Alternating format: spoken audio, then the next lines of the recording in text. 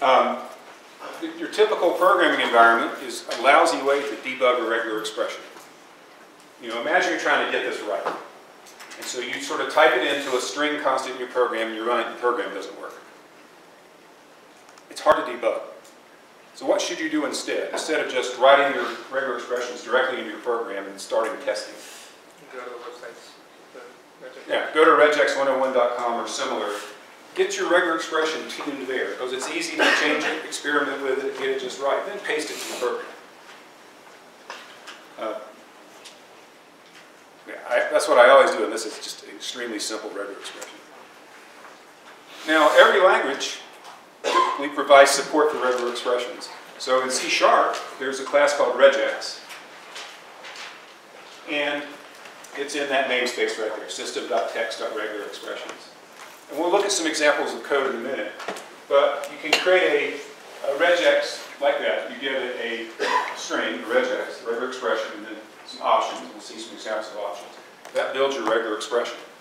And then you can, there are methods like on the regular expression, you can ask, is this thing here a match for the regular expression? That just returns true or false. The match method will return information about the match, like where it is in the string. Oh, really? Okay. This will find all the matches in some string for the regular expression and let you iterate through them with a for each loop. This is a method that will split along regular expression boundaries. That's something I used in the formula class. This note right here, see the problem with putting, if you just use a straight string like that and put your regex in there, you end up having to do an awful lot of escaping. I'll just go back here. So imagine putting this into double quotes in a C# program. Well, backslash has a special meaning to C#. So if you mean backslash, which we do, you've got to escape it in the string by doing backslash, backslash. And we'd have to do backslash, backslash here, and there, and there. And that, we get off easy that way. We just have to escape 4 backslashes. But there are other things you end up having to backslash as well. So what C# provides, if you stick an @ right before quote, you don't have to escape anything in the string other than quote marks. If there are any double quotes inside the string, that has to be escaped for C#. So it's, when I say you can copy and paste your regex into your program, you better be copying it into a string that's declared like that, that's created like that, not into one that's not. Yeah? So does this not also account for if you're doing a plus sign and you want that specific plus sign in the pattern, you don't do the... No. If you want the plus sign to stand for itself and not for an operator, that's escaped for the benefit of the regex. That has to be escaped in the regex. Right? This just avoids the need to escape things like backslashes that mean something different. That means you mean them literally. It gets mind-boggling to try to get everything escaped right if you don't use the @ sign. Okay, so we're going to look at examples of all that. Now, when we look at the examples, what you should be focusing on, I think, isn't necessarily trying to learn how all these examples work. What you should be remembering is what can you do with regular expressions, and where do you go to look at examples when the time comes when you need to use regular expressions, which you will need to use on assignment 4, so it's coming up soon. But just remember where you saw this. If you're going to write anything down, just write down where you saw it, so you can go look at it later. So I'm going to bring up Visual Studio. And here's my example. I'll make it a little bit bigger. This shows you the 2 ways to create a regex. This is supposed to be an identifier, say, in a programming language. So you've got one character, one letter. So this is saying A through Z or capital A through capital Z. So this says this pattern says letter followed by letter or digit 0 or more times. So it would match a single letter or sequences of letters and digits as long as it starts with a letter. And This is different in that it doesn't explicitly mention uppercase letters. So remember, when you create a regex object, you can pass in options. So this option is saying ignore case. So it's creating a regex where the case is ignored when the pattern matching is done. So lowercase letter matching uppercase letter, vice versa. So I've created those regexes R1 and R2. This is supposed to be a decimal number, so digits, dot, digits. So I say one or more digits followed by a dot followed by 0 or more digits, or 0 or more digits followed by a dot followed by 1 or more digits. And then I have this option that says ignore pattern white space. So why do I put in ignore pattern white space? Yeah? The spaces there would be read by the regular expression, but by providing that option would not. Okay. So I put spaces in here just because it was easier for me to read this complex regular expression if there was a space in there. So that's just to make the code more readable. But the regex machinery would take that space literally and we'll try to find spaces there. And so I put that here. That's something I talked to. So there are several options you could specify. Now, why didn't I just put \d star / dot \d star? Why did I break it into two possibilities? Why didn't I just say 0 more digits followed by a dot followed by 0 more digits? Yeah? It would match just dots. It would match just dot. I don't think that's not a decimal number. It has to be at least one digit. Now, why didn't I put \d plus \dot \d plus? Simplify it that way. Go again. It would only match numbers with digits on both sides. Right. I couldn't have something like 0.3. I have to have digits on both sides of the dot. So, you have to be careful what you're specifying as your regular expression. Now, what I've done here is I've taken this pattern. Also notice I put the @ sign in front. If I didn't put the @ sign, I'd have to have double backslashes everywhere. Well, Yeah. you can do a Boolean inside the @ because of the or. The Boolean inside the @ Or. No, I mean, that's just a symbol for the regular expression. Oh, okay. Right. The @ sign just makes it so I don't have to escape backslash for C#'s benefit. Okay, so I've got that same, here's that pattern. See this?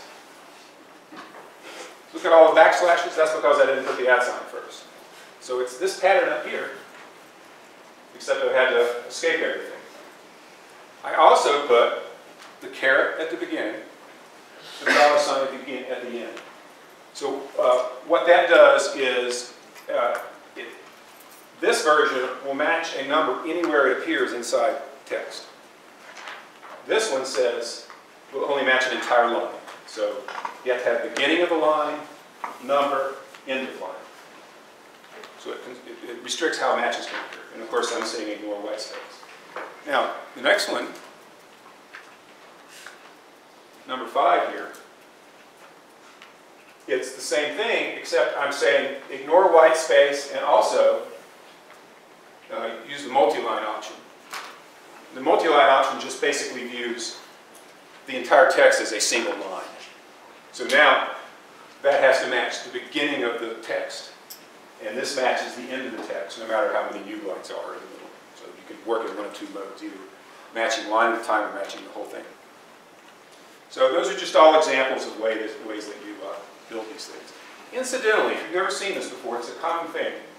What is going on right here? Regex options, we got that, and then we got this single vertical bar. Not two vertical bars, a single one, and then another option. What's going on? Okay, that's called a bitwise OR. So this is defined somewhere else. This is an int. So it's defined as an int.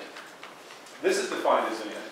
So what's happening is it's taking the bits that represent this int and the bits that represent that int and ORing them together. Bitwise OR. So I want to say a little bit more about that because until you understand what's going on, you often become confused by that trick there. So let me bring this up here.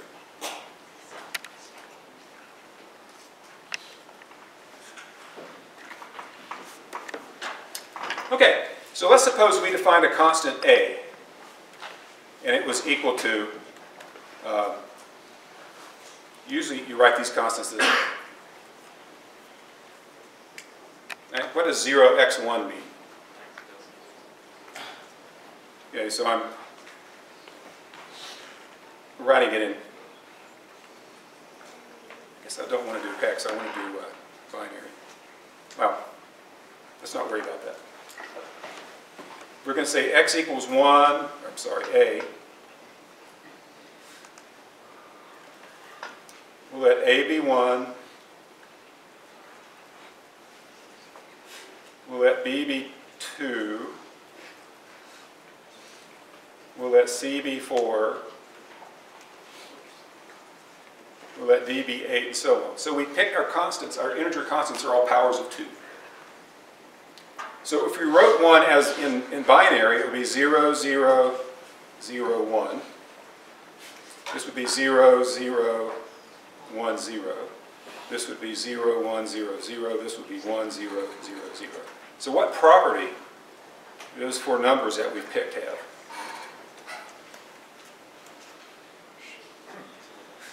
What do they each consist of? Yeah? A single one.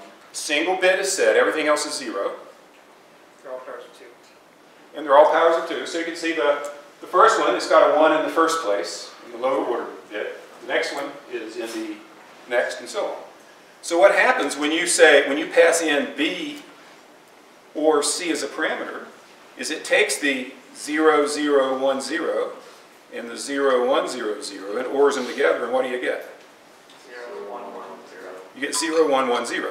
And what the code does, the method does, it looks at the thing you pass in, and it just looks at the bits. And depending on which bit is set, it says, ah, that bit is set there, that bit is set there, so these are the two options that you wanted. So you just OR a bunch of these together, and they're defined so that it makes sense to OR them together, pass it in, and the method makes sense of it. So that's, when you see that, that's what's going on. It can be a little counterintuitive that you write this when you mean you want options B and C. It looks like you want option B or C. But now you know. Any questions about that? Yeah.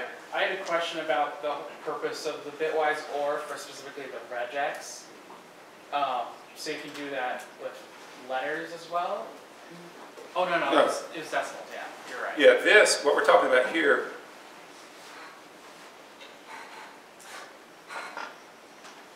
Okay, yeah, it's decimals. is specifically what's going on right here. Okay. We're ORing these two constants together. So those are constants And then? those are integer constants. Okay. So it's just kind of, okay. Otherwise, I mean, that's just a convenient way. You can pass in a whole bunch of options at the cost of a single integer, as opposed to having to have specified 10 separate options as separate parameters. It gets kind of messy. Yeah? If you knew what the result integer would be, could Yeah. you pass that in Yeah. instead of... You could, if you wish, look what the value of this is and what the value of that is, do the OR in your head, and say it turns out to be 5. Pass 5 as a parameter. Highly unrecommended, because then what happens when they change their mind and start using different constants, right? These will still refer to the right things. You want to use symbolic constants when you can, in case they change up on you. Also, 5 would be, it's easy to see what options you picked here. 5 gives you no clue. That's probably the better use of, better explanation of it. Okay, any other questions? All right, so let's look at using these regexes. So there's the isMatch method. So you create a regex, and the isMatch method just says, is there a match for this regex in this string? And the answer would be true. There is a match. In fact, there are 3 matches, but it's just telling you there's at least one.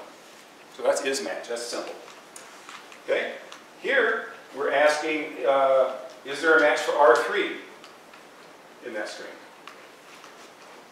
Well, so what's the first one say? What's different? You're getting the match itself in the second. Ah. Oh, right. asking for the match. Yeah, okay. So up here it was is match, which is true or false. When you call the match method, it returns a match object as the result. Now you can look into that match object, and you can find out, say, the index at which the match began, where it ended, and the text of the match. And when you turn it to a string, it just prints it out. So this would just print out test 1, true. What would this one print out? Test 2, 22.5. It tells you what the match is, which often you want to know what the match is. Okay? What about this one? The same as the first one, but with a different regex. So it's a different regex that matches the entire line here, R4. So would it find a match or not? No. It wouldn't find a match because it's trying to match the entire line. The entire line is not a number. So you get false back for that. Okay, what about here? R4. So R4 has to match the entire line. Yep, that works. The whole thing is a number. This is, instead of calling is match, it's calling match on the same regex, so you get back the actual line that matched it, that number there. What about here?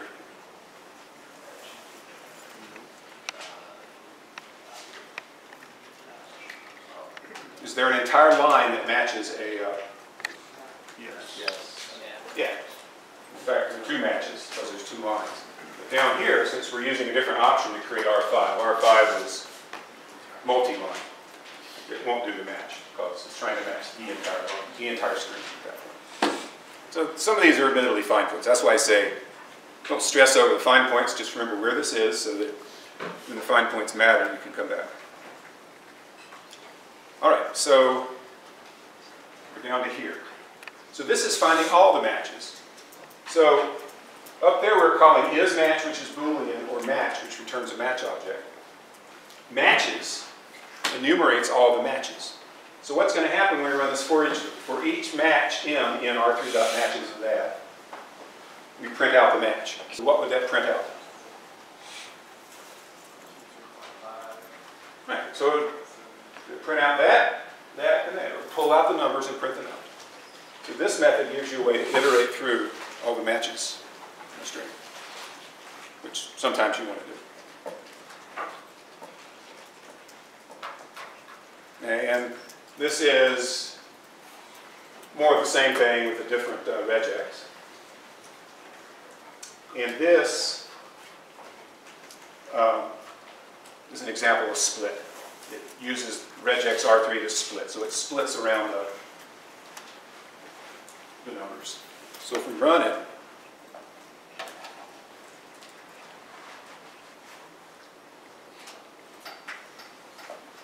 test 15, we get 23 ELL. Oh, that's not the right one.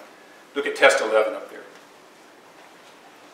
The split turned it to 22.5. You know, it splits it into its pieces. It's split at the boundaries of the numbers and printed out the individual tokens.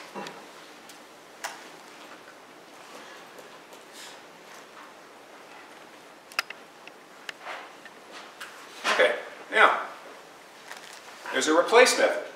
So now we're looking at test 12. What this says is everywhere you find a match for R3, replace the token with a hash mark. So what would be, and it returns the modified string. So what would be printed out here? 1 hash, 2 hash, 3 hash. Capitalize the first letter of each match. So look at that for a minute. We're using R1, which is just something that matches, I think it just matches identifiers like X2, 3, and hello. 15 is not an identifier. Had to start with a letter. What do you suppose this parameter is for?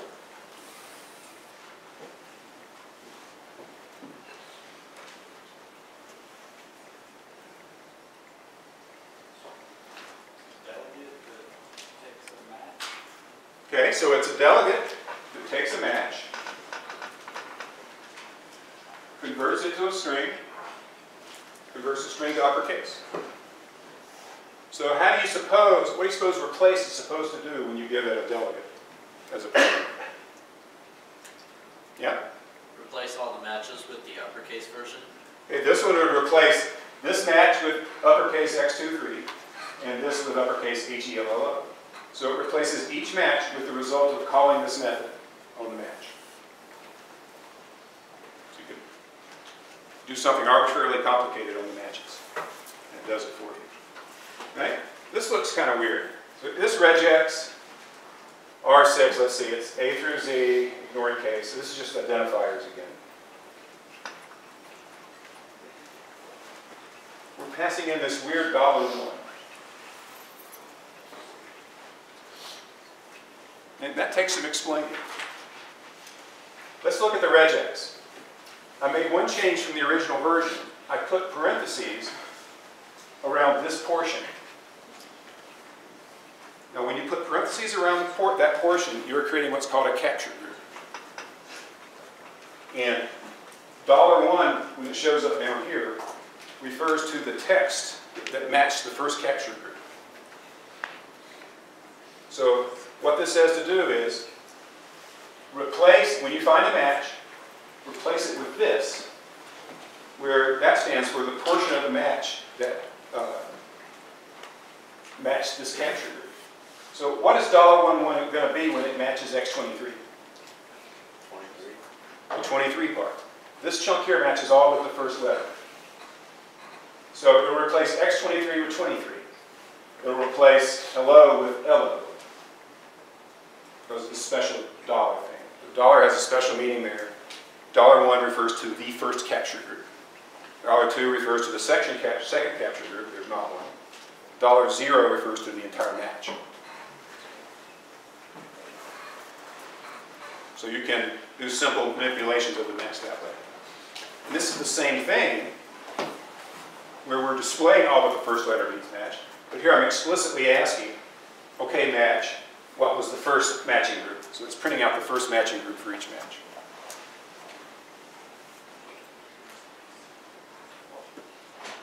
Okay, so I could go on, but hopefully you get the idea at this point that there's lots you can do with regular expression.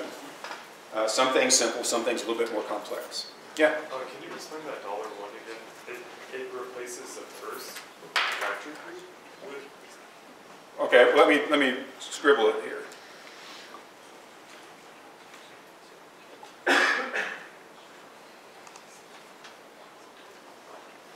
Okay, so let's say my regular expression is this. We'll make it even simpler. A, B, C. So that's my regex. Now, if I look for matches in this string,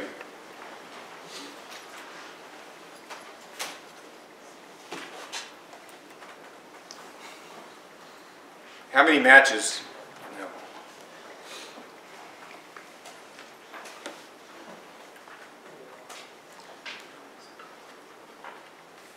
How many matches would it find? If I ask that regular expression, if I ask it to find all the matches in that string, how many is it going to report? 2. Okay? In addition, so if I get the match object back, I can ask what matched that matching group right there. So anything in parentheses is a matching group. So what matches the BC, the part that's in parentheses? This won't be big news because it's such a simple regex. B and C. So I got to make it more interesting here.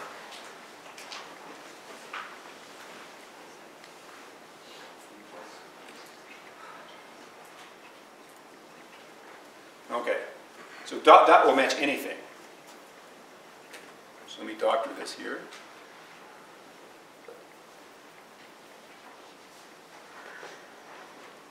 Okay, so here's the first match. If we ask the match object, what is the text of the match, what's it going to say? it'll say A, B, C. What if we ask it for the match for the value of the first matching group? It'll tell us BC. Because that's what matches the part of the pattern in parentheses. What about over here? If we ask it for the entire match, it'll say A, B, N. If we ask it for the first matching group, it'll say BN. So that's what a matching group is. You can find out not just what the whole match was, but you can extract pieces of the match. And in that one method, $1 is just, what does $1 mean? What does $1 stand for?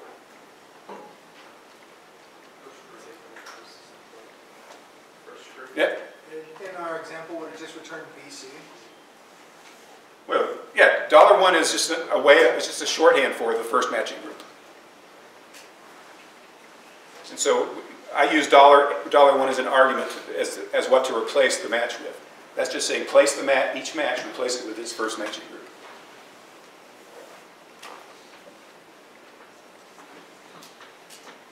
Okay?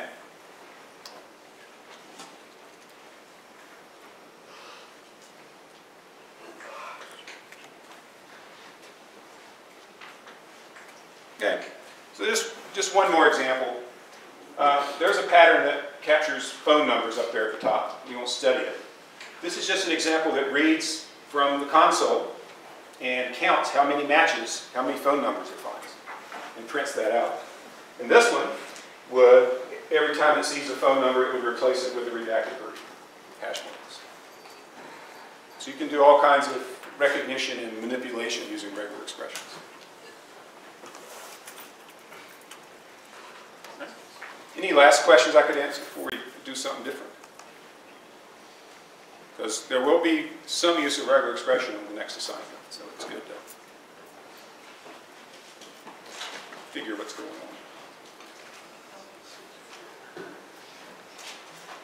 Yeah? What is the question mark at the beginning? Question mark at the beginning? Yeah. Well, question mark after something means the thing before it is optional.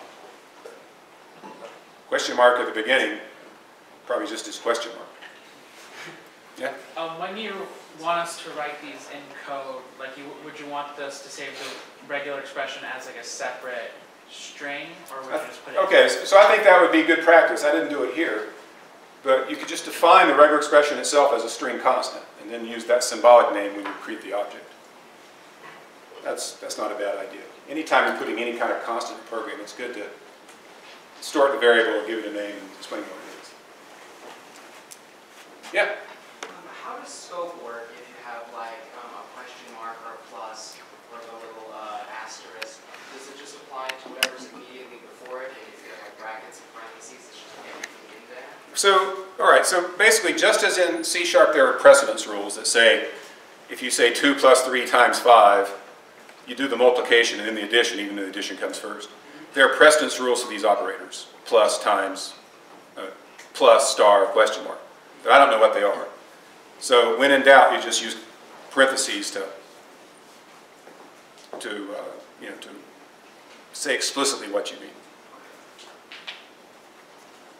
Or you just debug it in Regex. Yeah. And then similar question, if one of the capture groups was optional, does the number always refer to the same group?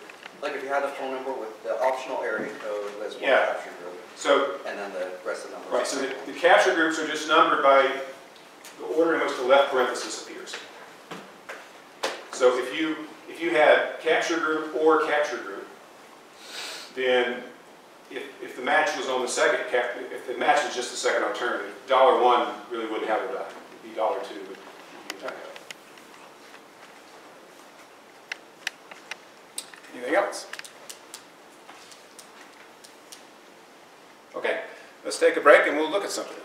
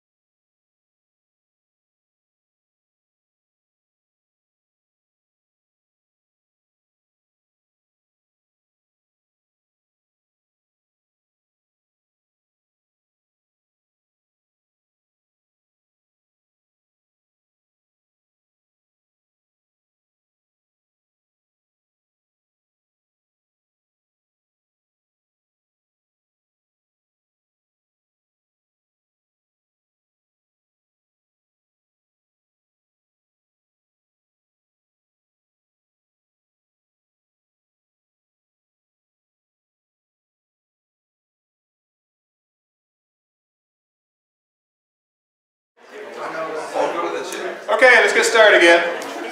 You get a workout. All right, so I sort of like to alternate programming examples and software engineering concepts. And we talked about testing before, but now that you've been working on testing for your assignment, you might have some more thoughts about it. And there are a few more slides I wanted to show you, a few more thoughts to share. So what were black box tests? What are black box tests? How do they differ from white box tests? Yeah? Sure.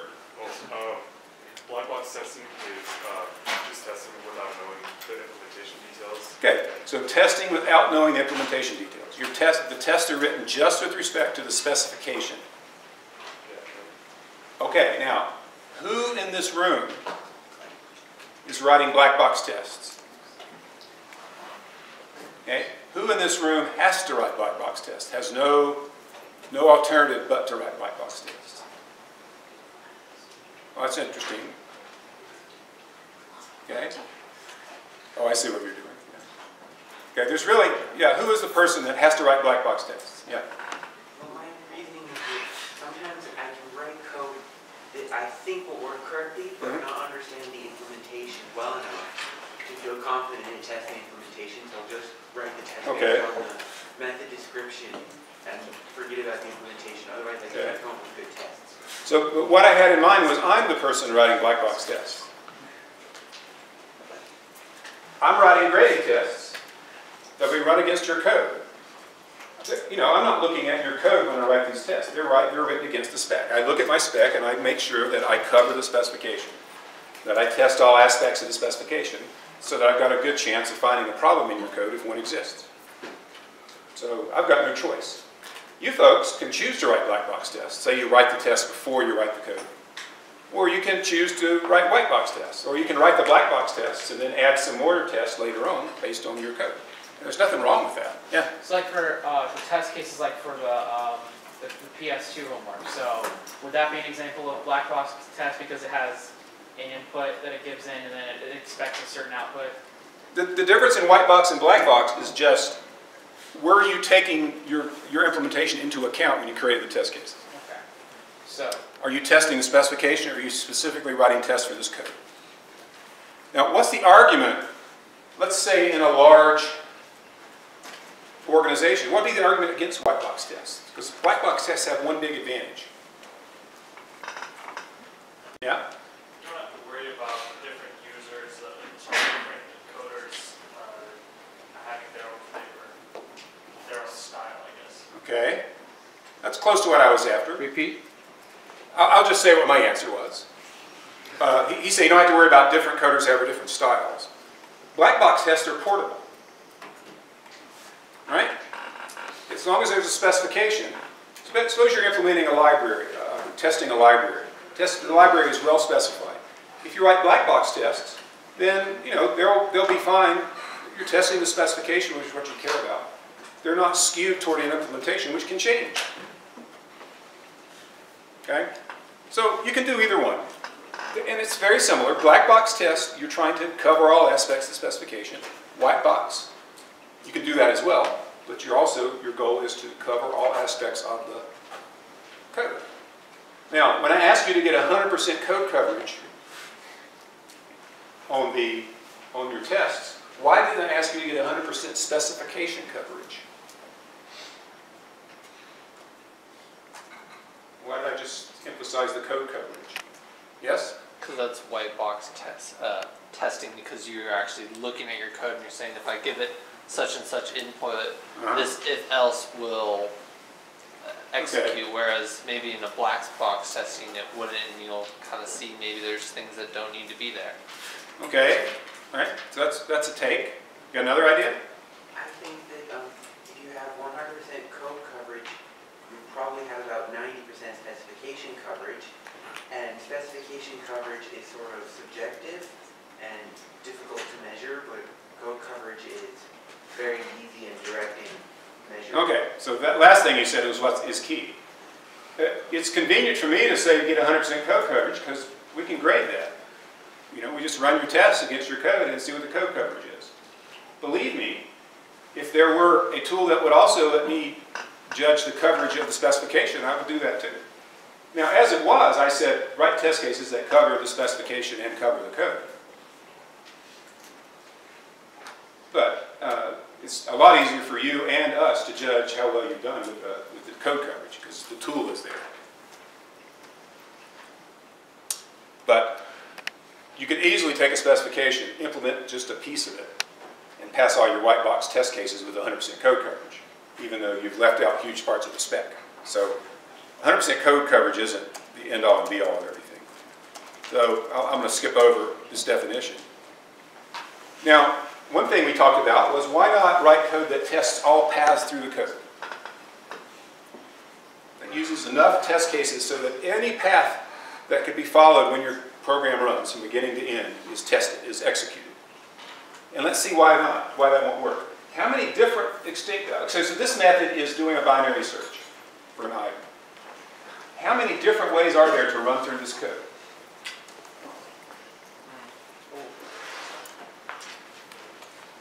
Let's say you're searching a list of length 10. How many paths are there through this code? Yeah? 10. Okay, there's certainly one path for each element in the array. Because when you're looking for the thing, you're looking up two different things in the list, you'll follow different paths at some point. The paths will diverge.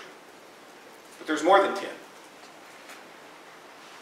What else does this method do? What does this method do when it doesn't find something?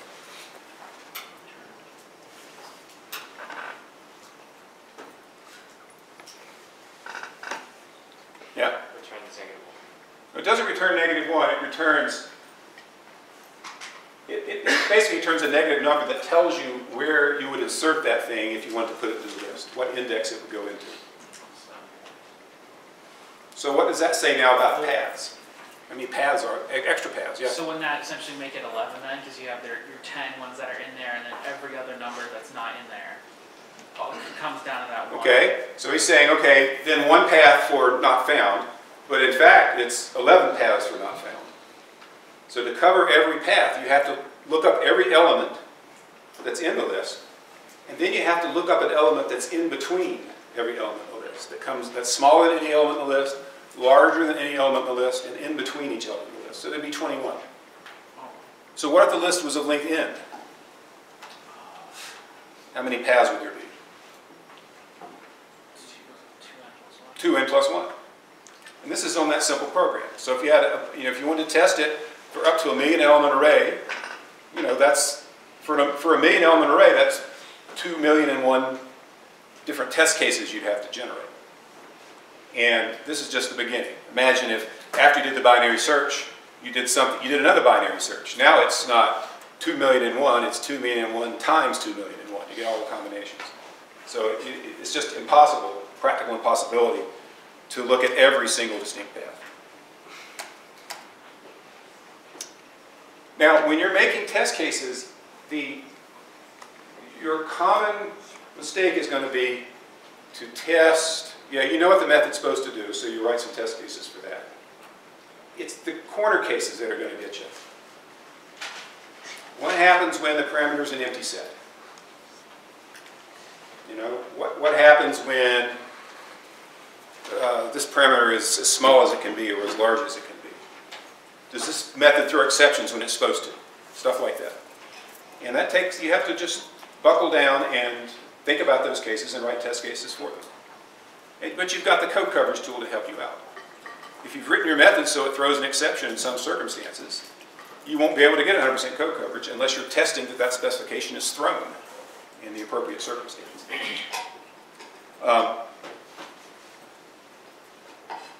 This slide is talking about why edge and corner cases are likely places for bugs to be.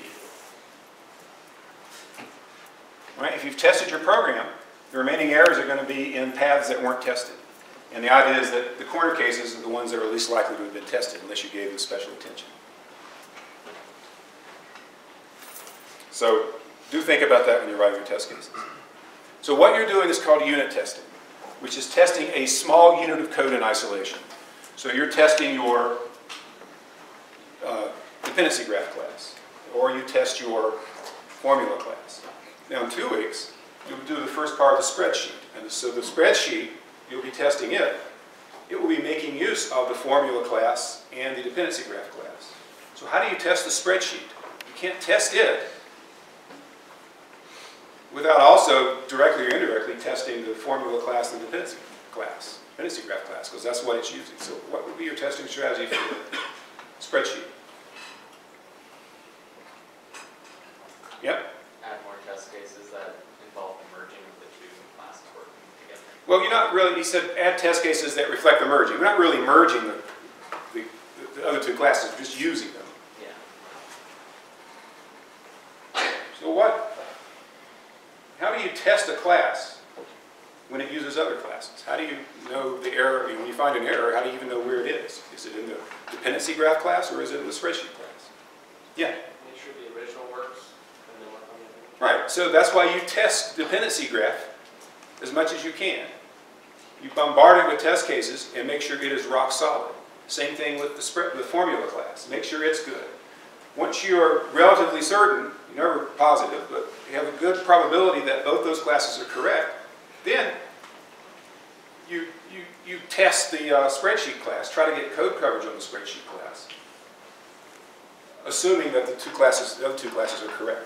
So you want to test one thing at a time and only incorporate tested components into a subsequent unit test.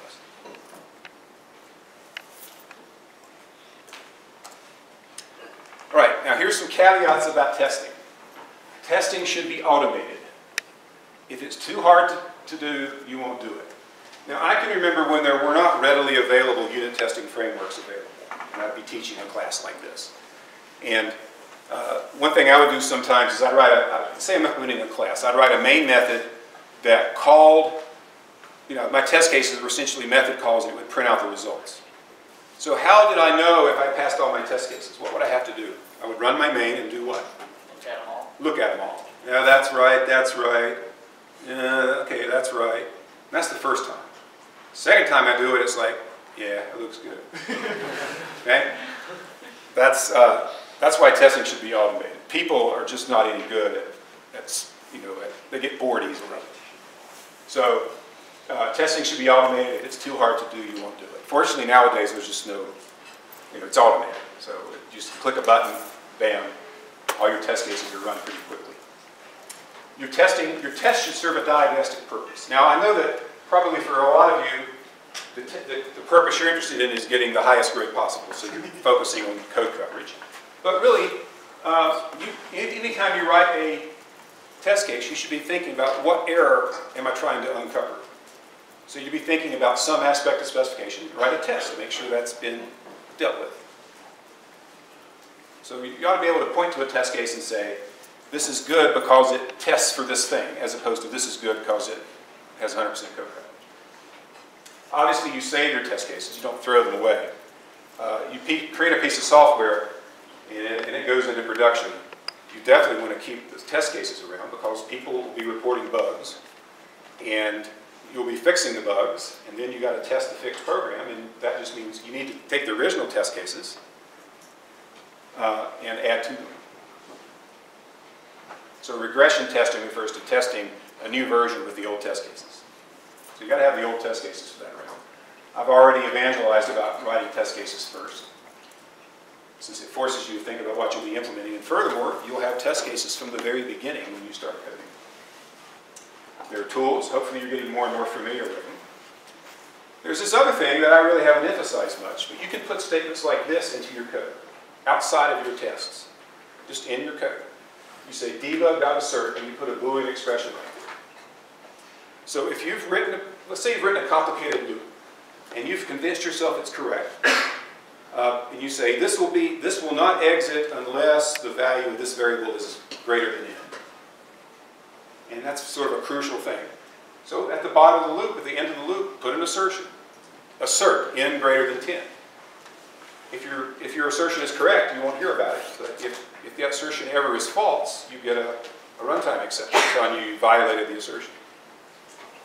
It only happens in debug mode. So if you compile it for release, the assertions are taken out. So that can be a good way to You can put an assertion and maybe it doesn't trigger for a long time. But sometime in the future, you change something somewhere and suddenly this crucial thing that you were counting on being true is no longer true. You'll find out about it. Really at very little cost to you. So you've been writing some tests now.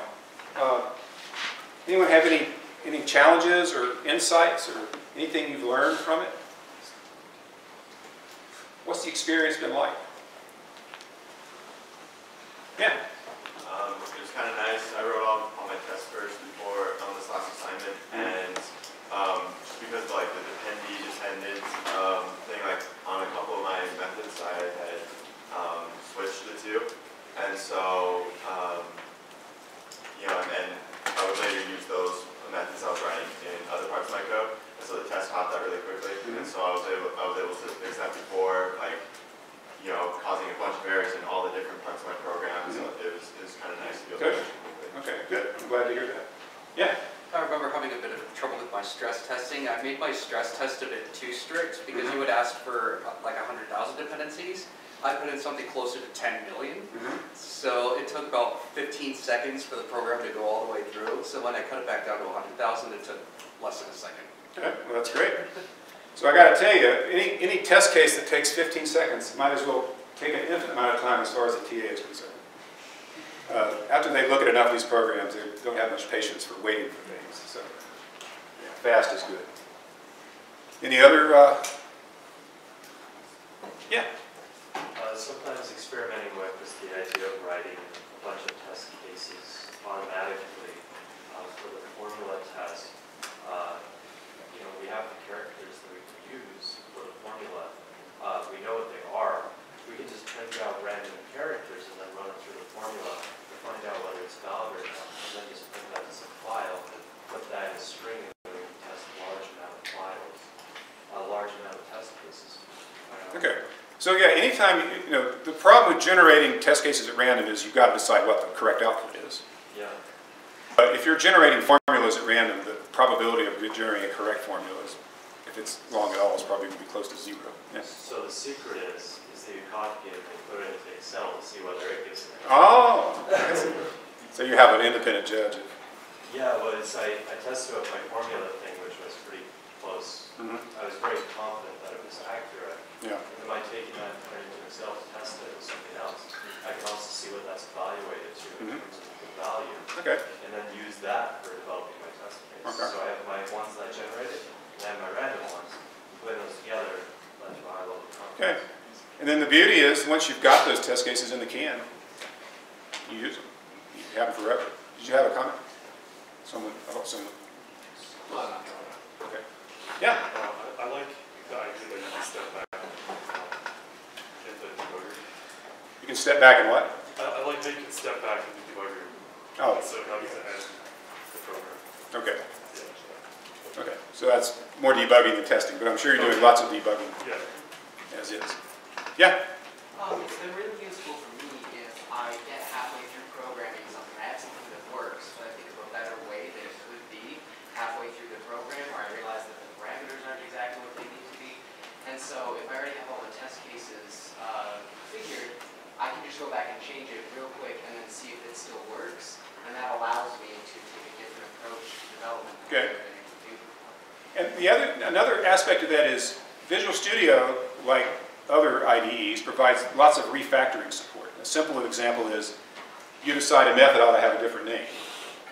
So if you've already written test cases that use that name, if you use refactoring, you just change the name, hit enter, and it changes all the calls as well.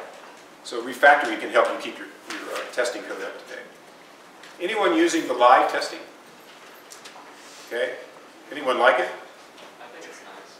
So what's nice about it? Whoever said that. If you change one line of code, you know immediately if it like screwed up your code. And they don't find it distracting to see those colored symbols there?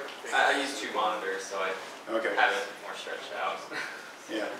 I would have to, it would take me some time to get used to it, but I'm glad some of you have experimented with it.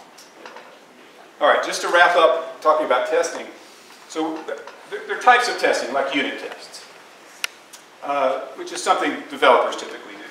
There are integration tests where you're taking multiple subsystems and making something bigger. And, you know, the drawing line between the line between unit test and integration test is kind of hard to draw. User interface tests, those are always challenging because they're kind of hard to automate. Although there are, we'll see a way Visual Studio tries to automate them, but in practice it's very clumsy. Acceptance tests, which is something the client would do to say whether they like your program or not. Overall system tests, performance tests. So if you develop an application that's meant to be used on the cloud, it's easy to fool yourself into thinking it works well when you're the only user. What you want to do is test it under load. So there are test harnesses that make it possible to say, you just say, okay, here's my code, simulate such and such a load, and you can run these simulations against it. It simulates requests coming in from the web. So the better tools you have, the better testing you can do. If you're in a small organization, you're likely to do your own testing. The larger the organization gets, the more likely it is they have dedicated testing people. Like you get to a place like Microsoft, and they're often separate testers from developers. This last thing I want to emphasize, when you create a system, you have to design it to be testable. You have to think, how am I going to test this?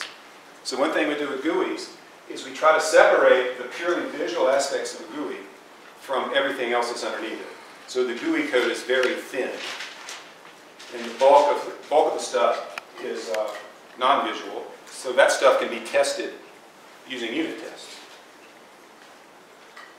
Furthermore, it makes it easier to replace the GUI or to get rid of it altogether if you want to provide a different interface into the code. QA is a term you hear. It's what it's called in industry, quality assurance. And this is claiming that two developers to one QA person would be nice, but that is not. That's probably not going to see that in reality. Okay. Any last questions or comments about testing? All right. Now we're going to go back to a programming topic. We're going to talk about inheritance as it occurs in C#. And I always find that there are students that turn out not to understand inheritance very well when I do this. So it's not all that different from in Java, but there are some differences. So what I have done down here, this is my main method, but let me scroll and show you what I have. So first of all, I've defined an interface. I have an interface called iSpeaker. So by convention, interfaces in C# again with uppercase I. And this just says that anyone that implements, any class that implements this interface has to provide a speak method that takes no parameters and returns a string. Okay? That's exactly like it is in Java, say. I have a class called Animal, which implements the iSpeaker class. So right away you see a difference. It doesn't say implements iSpeaker, it just says :iSpeaker. So the rule in Java, in C# is after the class name you put a colon. After that you can list the base class, if there is one, and then the interfaces that it implements. This one just has that one interface.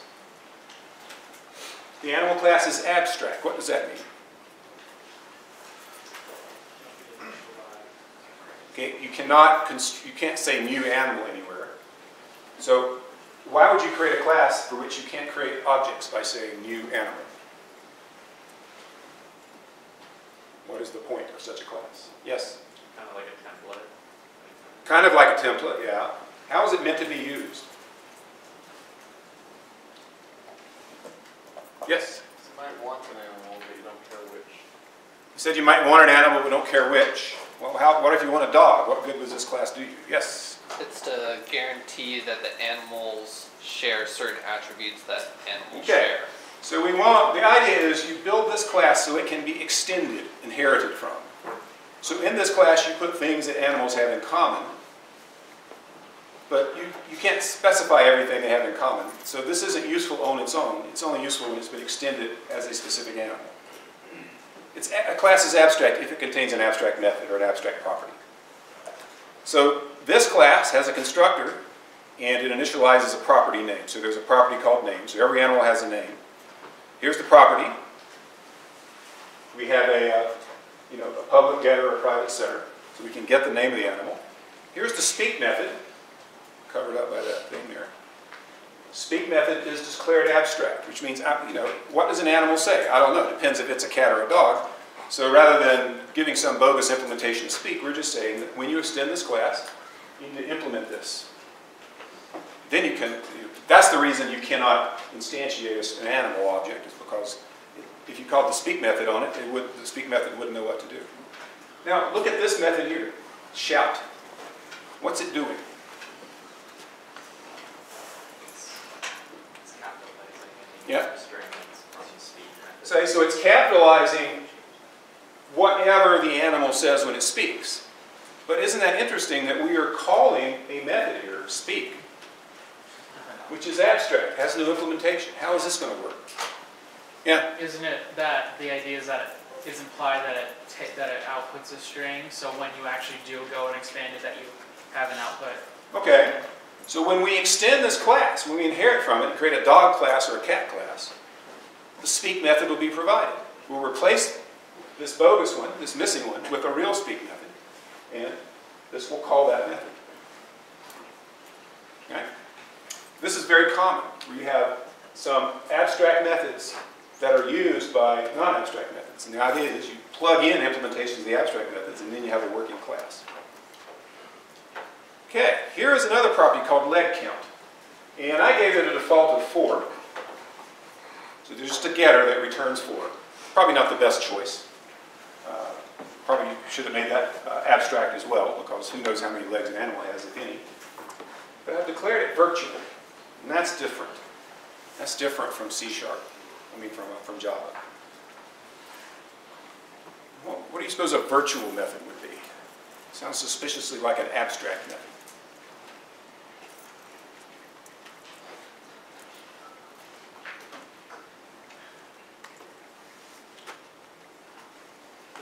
Back there. So, just reading a comment, a subject can be overwritten. I'm guessing it means that you can do something like Java, or you can do like super, and then leg count, and return this, or you can do leg count. Okay. And it will get the child version.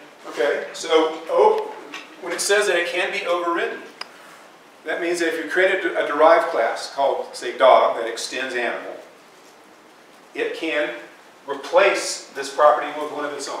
It can override the property. In Java, every method is overridable. Every method of a class can be overridden in the derived class. In C#, only methods marked virtual or abstract can be overridden later. So the developer of this class has decided which can be overridden, which cannot. So he's saying this can be overridden. Now what about shout? Can shout be overridden in another class? Yeah. It can't. It can't. I have another question. Yeah.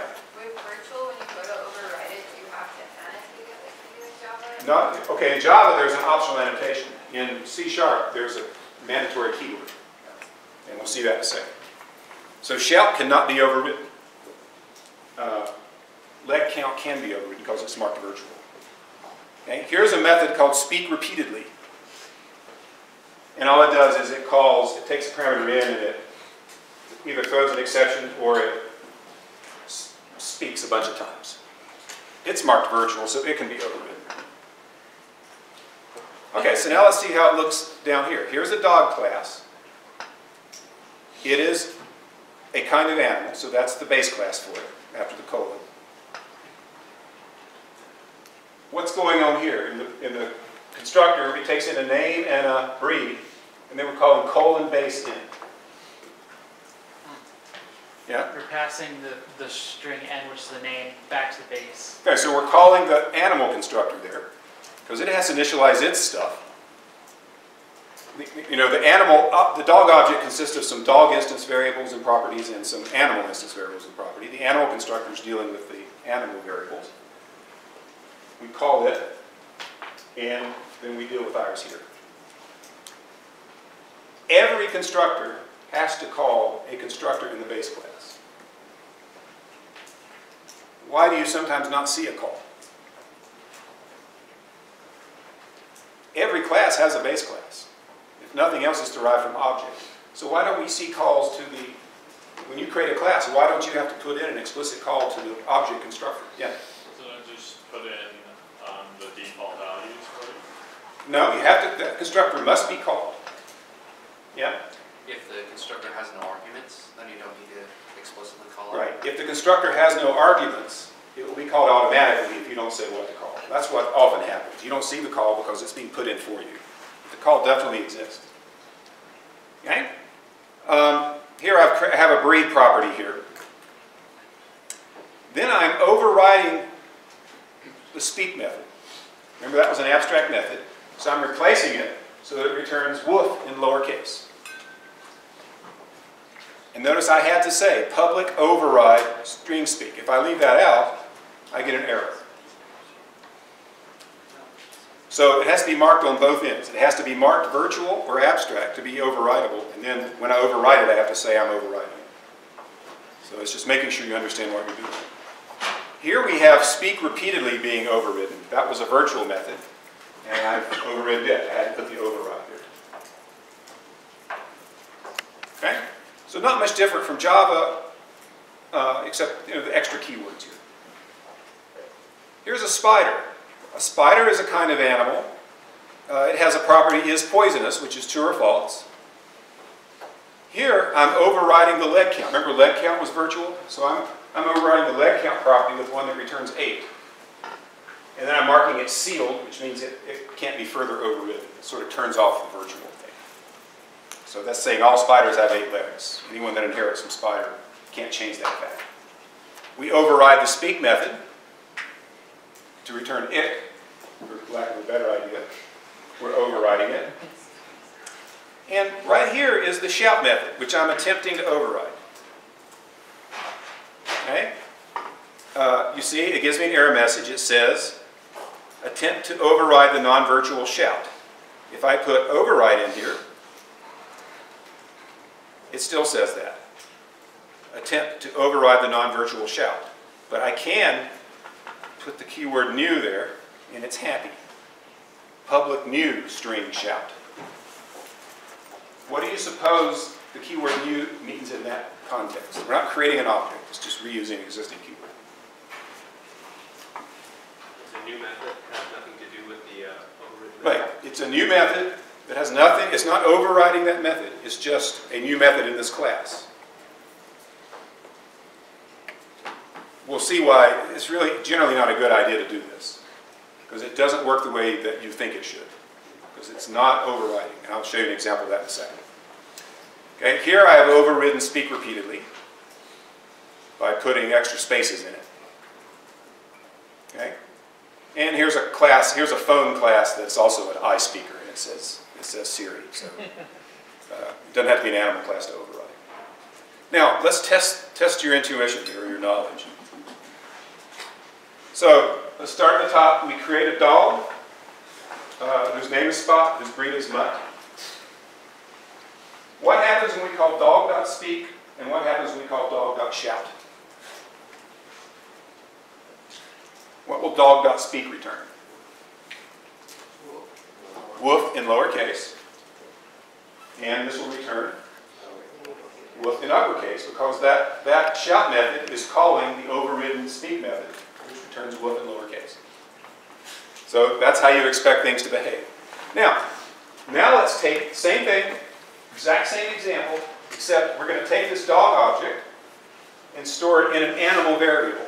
Does that make any difference? What do you think? Does this make any difference? How many people think it makes a difference? How many think it doesn't make a difference? And the rest of you didn't want to commit. Okay. It does not make any difference.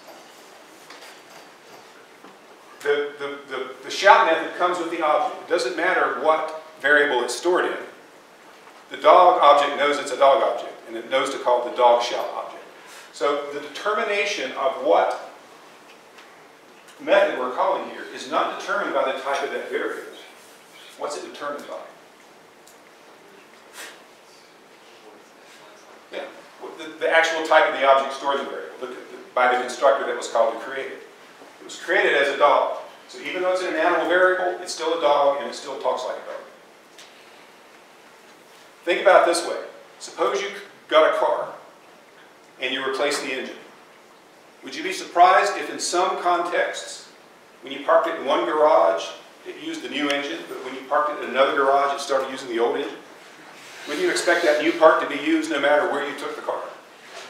Same idea here. We replaced a part. It stays replaced no matter what. Okay, so now we have Spider.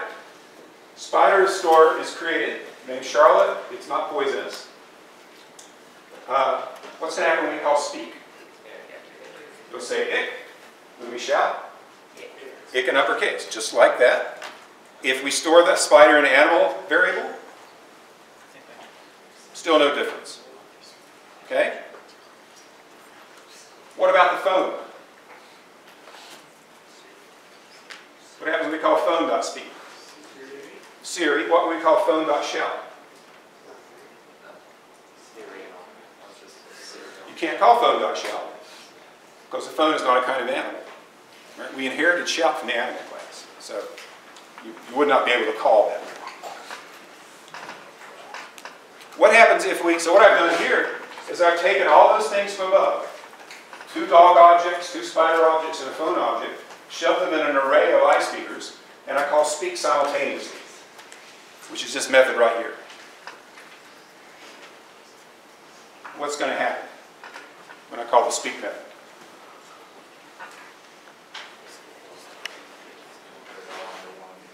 Is it still going to say woof woof, ick, ick, Siri?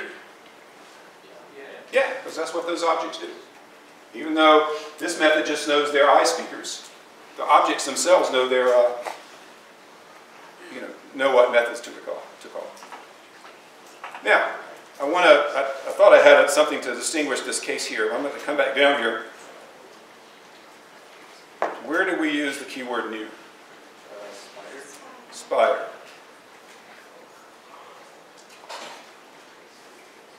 Okay. So actually, what I said was a bit of a lie. I forgot we overrode shout that way. So we'll have to back up and look at the spider case again. Okay. So this was a failed attempt to override shout. Instead, we have a version of shout that hides the original version of shout. Now let me explain the difference. So we'll go back to where I told you a lie. Here we are in Spider. When you call spider.speak, it's going to say ick. This is where spider is stored in a spider variable. Here, when you call spider.shout, what's it going to return? Ick with exclamation marks. Ick with exclamation marks. On the other hand, down here, if you take the spider and store it in an animal variable and you call shout, you'll get ick in capital letters without the exclamation marks. Okay?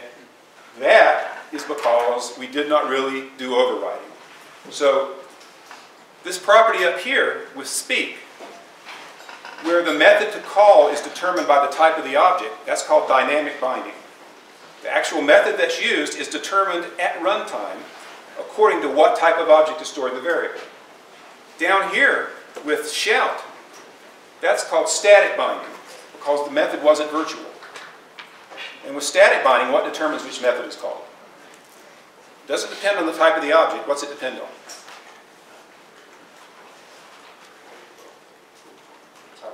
The type of the variable it's in. So when you do new, instead of overriding something, it's like having a car that has uses a different engine depending on where you park it. Now, let me ask you this. Why did the designers of C# do this? Why didn't they just do like Java did and say every method is virtual and just eliminate this confusion between dynamic binding, which is what we have come to expect, and static binding, which is kind of unusual? Yeah. To prevent people from accidentally overriding important methods. Well, he said to prevent people from accidentally overriding, but even in Java you can declare a method final, which means it can't be overridden. So that's not the reason. What do you think? Yeah? So it's not like Java. So it's not like Java? To avoid infringing a patent? No. Yeah? Flexibility of implementation. Flexibility of implementing? Okay, here's the deal. A lot of the changes in C#, like C# introduced structs in addition to classes. Why do they do that? Why do they have call by reference? What do all those have in common? Yeah? They make it easier to do more things. They make it easier to do more things. The kinds of things that make it easier to do are low-level optimizations. It gives you finer-grained control over efficiency. Dynamic binding is slightly less efficient.